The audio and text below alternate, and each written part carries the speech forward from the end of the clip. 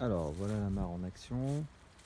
Donc bon, elle est plutôt récente, donc on n'a pas encore beaucoup de vie. Il y a néanmoins normalement des poissons. Bon, on ne les voit pas forcément. Ils sont bien cachés. Et donc là on voit qu'il y a la petite pompe donc, qui envoie son eau tranquillement dans le tuyau. Voilà, alors tout ça se fait de façon automatique. Donc là ce qu'on voit c'est que hop, je passe devant le panneau et du coup ça s'arrête forcément. Donc ça c'est alimenté par un petit panneau solaire flexible ici, donc, que j'ai commandé sur AliExpress. Je ne suis pas forcément très fier, mais de toute façon tous les panneaux solaires viennent de là-bas. Donc l'intérêt c'est qu'il est flexible, donc moins fragile. Voilà, donc ce panneau il est juste derrière relié ici, donc il alimente en 12 volts. Ça c'est protégé par du scotch rapide, protégé en 12 volts, et en fait il vient alimenter une petite pompe qui se trouve ici, à côté. Voilà, donc là que je remets dans l'eau, et donc elle vient juste pomper l'eau de la mare et puis la renvoyer ici, ce qui donne de l'oxygène aux poissons, et ce qui brasse un peu l'eau pour éviter que ça reste stagnant. Voilà, donc si je me mets devant, forcément ça s'arrête. Donc là l'intérêt du truc c'est que c'est complètement autonome, ça se débrouille depuis que c'est en place, il n'y a aucun souci. Donc la prochaine étape c'est d'en mettre quelques panneaux pour alimenter un petit chauffage d'appoint en serre qui se déclencherait pour éviter les gelées à la mi-saison.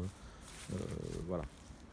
Donc bon, la serre qui est en place aujourd'hui, dans laquelle il y a quelques choux et quelques salades, mais pas grand chose pour manger.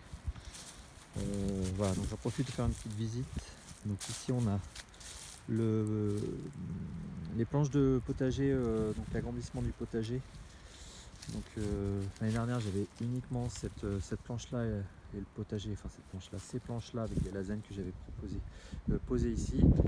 Là j'ai fait une extension pour aller pouvoir allonger. Salut Blanchette. Pour pouvoir voilà, alimenter. Donc j'ai mis des feuilles, voilà, j'ai alimenté la terre cet hiver sans l'éclaircir. Donc je verrai ce que je fais au printemps si j'ai le temps de le faire. L'idée c'est de planter directement là-dedans.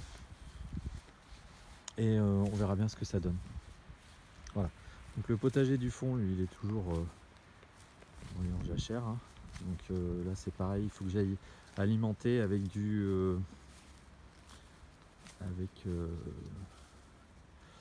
faut que j'aille enrichir en fait, faut que j'enrichisse ces planches.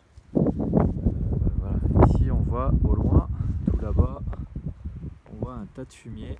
Et donc ce tas de fumier en fait, il faut que j'aille en récupérer pour en mettre sur mes planches de culture. Et donc là du coup ça devrait booster. Donc voilà, ça c'est pour la partie potager. Et ici on a les panneaux solaires. Donc les panneaux solaires, ils sont à peu près à une trentaine de mètres de la maison. Hein. Donc en fait il y en a 12. Voilà, donc aujourd'hui ça va produire un maximum, puisqu'en fait ils produisent à peu près 3,6 watts crête, 3,6 kW crête, ce qui me fait à peu près 3 kW à la maison. Pas de quoi alimenter toute la maison, mais déjà pas mal. Il y a beaucoup de vent là aujourd'hui. Donc ce qu'il faut voir c'est que le fil part de là. Voilà, donc ils sont tous en série. Et puis ça continue jusqu'à la ferme qui est là-haut. Voilà, et puis ça vient taper dans un onduleur. J'en avais déjà parlé dans une autre vidéo. Je ferai l'explication plus technique de l'arrivée en électricité de la maison un peu plus tard. Voilà, c'était juste surtout pour montrer la pompe à eau. Voilà, donc bonne journée, bon week-end et profitez bien du soleil.